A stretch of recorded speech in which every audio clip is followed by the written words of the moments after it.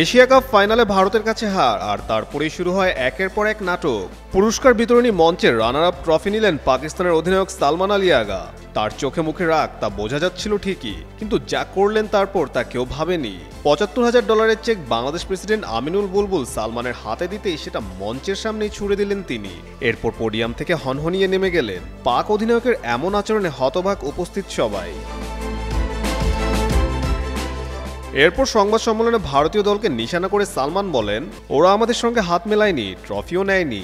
এটা শুধু আমাদের নয়, পুরো ক্রিকেটের অপমান। একই সঙ্গে ভারতীয় দল চুপ নেই। সূর্যরা জানিয়েছেন তাদের প্রতিবাদ ছিল সচেতন। সবশেষে বিসিসিআই জানিয়েছে চেক ছুড়ে দেওয়ার বিষয়টি নিয়ে আইসিসির কাছে কড়া অভিযোগ জানানো হবে। একটা ম্যাচ শেষ, কিন্তু বিতর্ক তা তো এখনো চলছে আগুন হয়ে।